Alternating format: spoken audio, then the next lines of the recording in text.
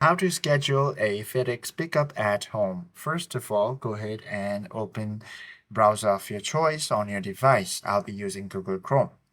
Tap on that search bar, then type in FedEx booking. From here, head to the official site of FedEx, then proceed to log into your account. Once you log in, enter the pickup location details, your home address, package weight, and dimensions. Then all you have to do is tap on these three horizontal lines on the top right corner of your screen, then tap on the shipping tab.